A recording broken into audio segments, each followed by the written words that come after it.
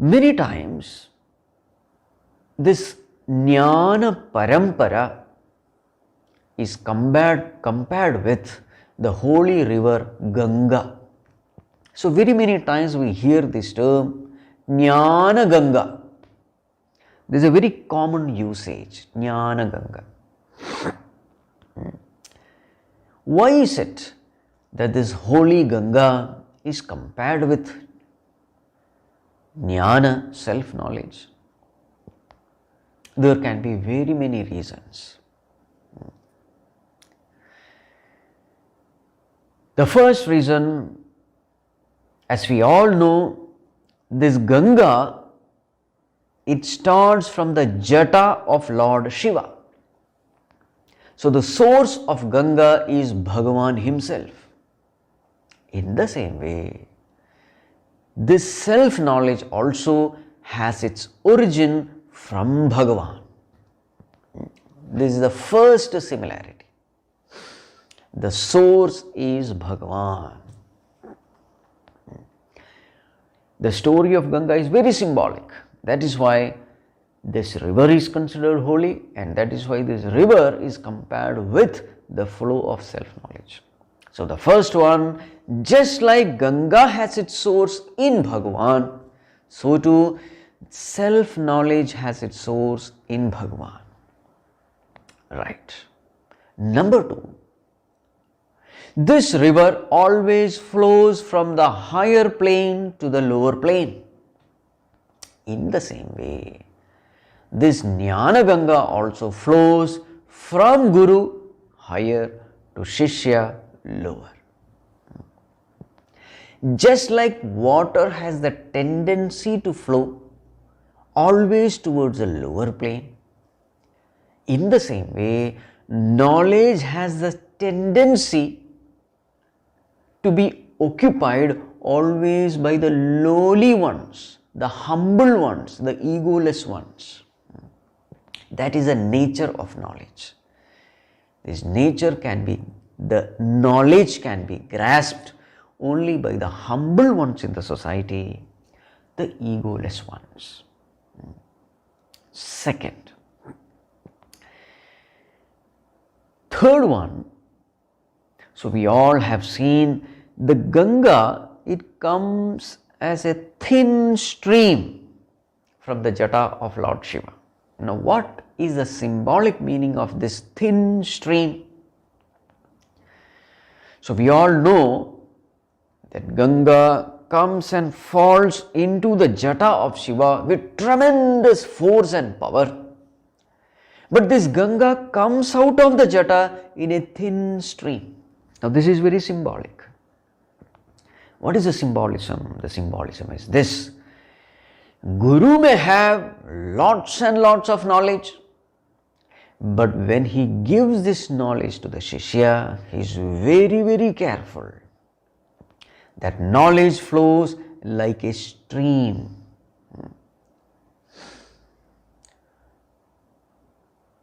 Because if the spiritual knowledge is not given in a limited dose, knowing the nature of the student, knowing the capacity of the student, if spiritual knowledge is not given, then just like that the heavy downpour of water, it can only be a cause of destruction, it can be of no use.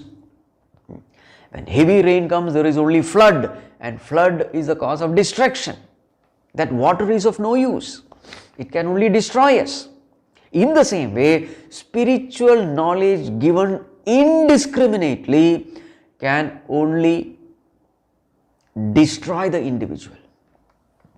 Spiritual knowledge is a dangerous thing. So therefore this Guru gives this knowledge in a stream. In a stream means what? This knowledge is given understanding the nature of the student, understanding the temperament of the student, the ability and capacity to grasp this knowledge. That is the meaning thin stream. And the knowledge is given in such a way that the student is able to grasp it easily without any confusion. Knowledge has to be given in an understandable way, so that comprehension is very easy.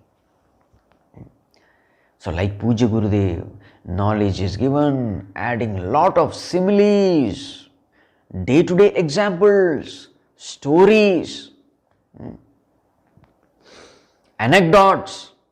So then we are able to easily grasp this knowledge. So this is the meaning thin stream.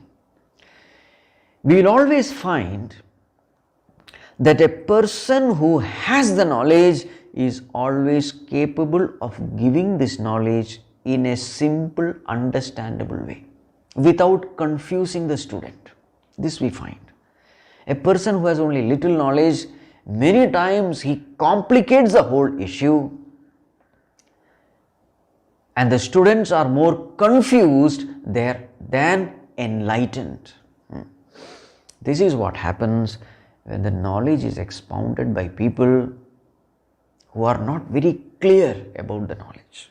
So the proof that a person has knowledge is that he is able to give this knowledge in a very simple way, in a way which everyone can understand. So this is the meaning, this thin stream coming from Lord Shiva. So according to the needs of the student, this knowledge is given by the Guru to the Shishya. This is the third one. The fourth comparison. When we are tired and exhausted, and then when we take a dip in Ganga, we become refreshed, rejuvenated. All our tiredness and exhaustion goes away when we take a dip in Ganga. In the same way, when we take a dip in self-knowledge, when we take a dip in the self, Bhagavan Shankaracharya Ji calls this self-knowledge as Atma Tirtham.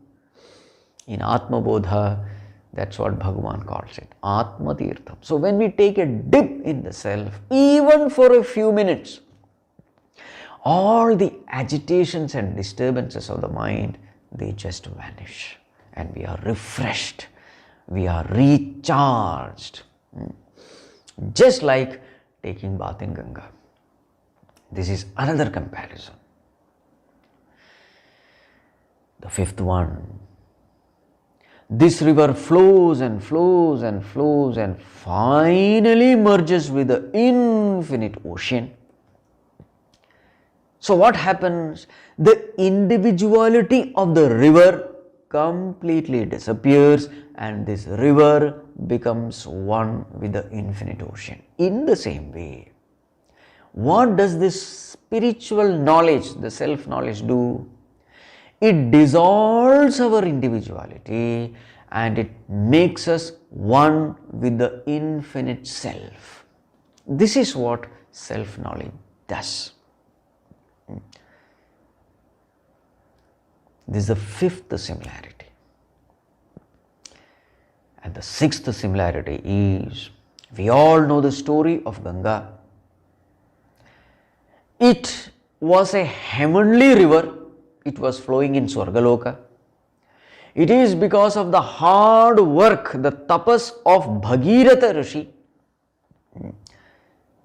It was because of Bhagiratha that this river came down to the earthly plane. Now this is also very symbolic. What it means is, this self-knowledge is a divine knowledge. It gives us an experience of our divine nature. That is what self-knowledge does. But for that, we will have to put forth effort. Hard work is necessary. Self-effort is necessary. It is this effort which makes us experience this divine self on this earthly plane. So with the right effort, and what is the effort? purification of mind by practicing all noble virtues of life, and then gaining the knowledge of the self through Shravana, Manana, Nididhyasana. This is what effort is constituted of. With this effort, what happens? Even when we are living in this earthly plane, even when we are living in this body, mind, intellect, we are able to experience our divine nature. It is not necessary that we have to leave the body or to go to some world. No, even while living on this earth, living in this BMI, we are able to experience that divinity. So this is the meaning, bringing that Ganga right upon to this earthly plane. This is the meaning. So because of all these reasons, this river Ganga is considered holy, and it is compared with self-knowledge, and it is sometimes called as Jnana Ganga.